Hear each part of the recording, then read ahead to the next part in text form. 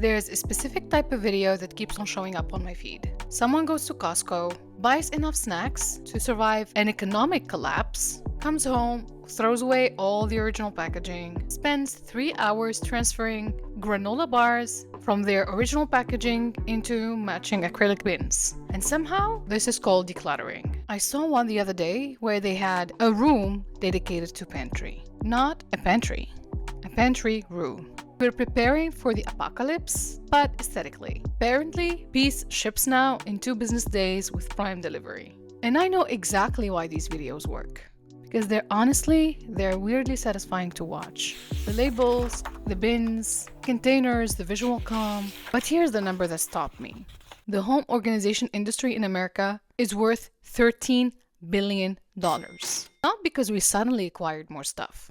Because the industry figured out a way to sell us the feeling of having less. Decluttering, the thing that was supposed to free us from stuff, somehow keeps requiring us to buy more stuff. And I want to understand how this actually happens.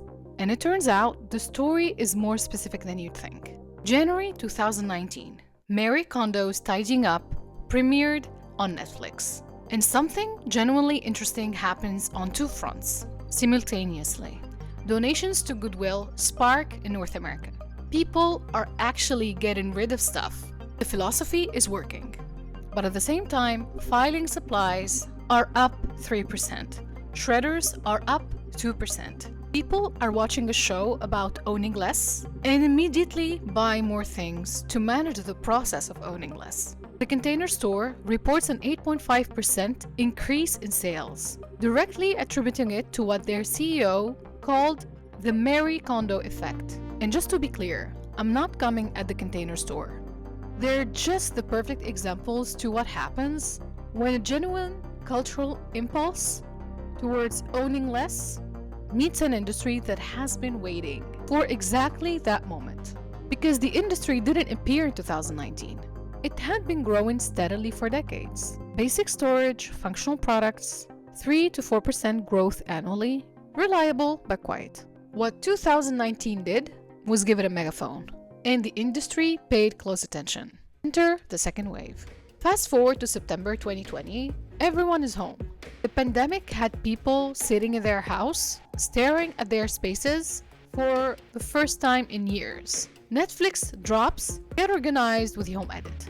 That month, the Container Store experienced a 17.8% sales increase. By 2021, first profitable quarter they had in a decade. Net sales rose 61.7% year over year to reach, here it comes, $245.3 million. 2 Netflix shows about decluttering, 2 massive revenue spikes for the company that sells you things to put your stuff in. And this time, the industry didn't just profit, it formalized the relationship.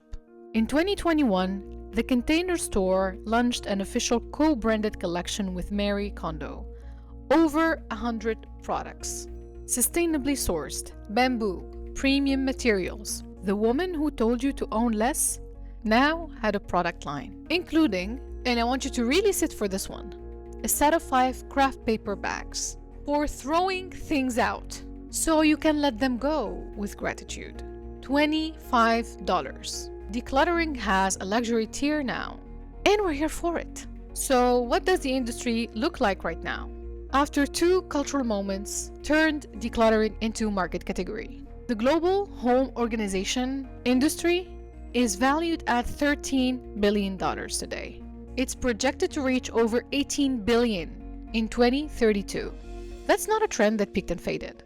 That's a structural shift. The decluttering moment of 2019 and the pandemic moment of 2020 didn't just spike the numbers temporarily. They reset the baseline of what people expect their homes to look like and what they're willing to spend to get there. The problem is, when we permanently reset the baseline, it needs maintenance, which is exactly where I want to go next. Because the revenue story is one big thing. But why do we, the people who keep buying the bins, keep coming back? Reason 1, we weren't buying the bins. We were buying control. Here's what I think was actually happening underneath all of this. Modern adulthood feels like constant maintenance. Your finances, your career, your relationships, and apparently your gut health now. Everything is a project now. And we're doing all of this while interest rates are high, while housing feels out of reach, while the thing that was supposed to be our milestones, our financial stability, a home that feels like ours, keep moving further away. You can't organize your way to a lower mortgage, but you can organize your pantry. And for about 40 minutes, it genuinely feels like the same thing. I bought clear fridge bins last year because some part of me genuinely believed I was about to become the person who meal preps every Sunday and drinks green juice consistently. Spoiler alert, I did not become that person. I just made my expired spinach look more intentional. But even after I bought the bins created a new problem. And this is the second reason. One nice thing makes everything else look bad. The moment you buy one set of matching bins, the rest of your pantry starts to look wrong and sad. So you buy more bins to match. Then the shelves look wrong next to the bins. So you upgrade the shelves. Then the labels look wrong. So you buy a label maker. Then you see someone's pantry organized with glass jars, and suddenly the plastic bins look wrong. And you're not doing this because you're irresponsible or irrational. You're doing this because one nicer thing genuinely does make everything else worse by comparison. It's so predictable, it has a name. The Diderot Effect.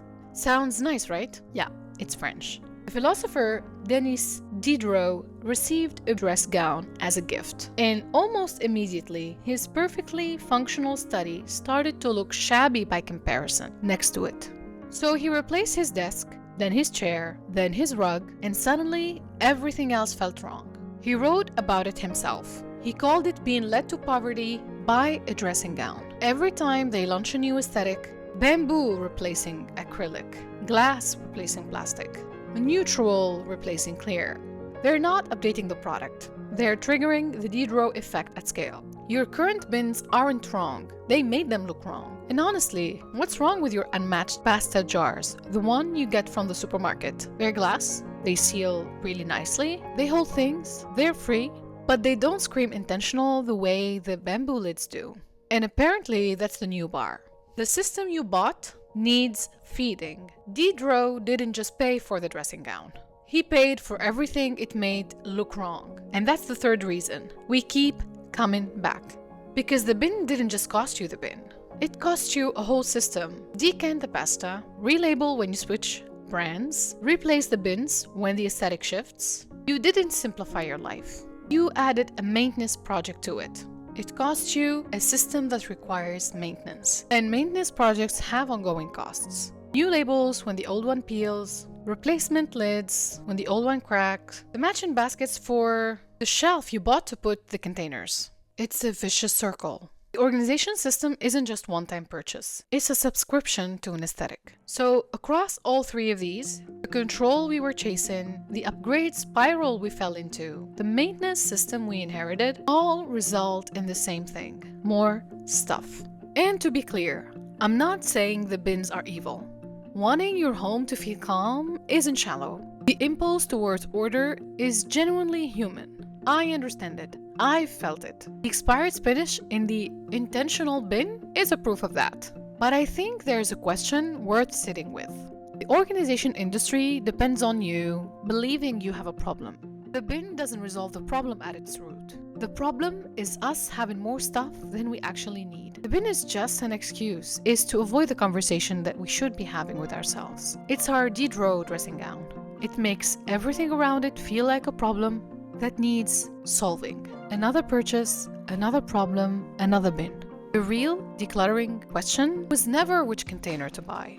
It was always, do I need what the container is supposed to hold? My cables are in a drawer. The drawer doesn't have a label. I know what it has. It's cables. My spices are in their original packaging. The bamboo organizer would have looked better though. I'll give you that.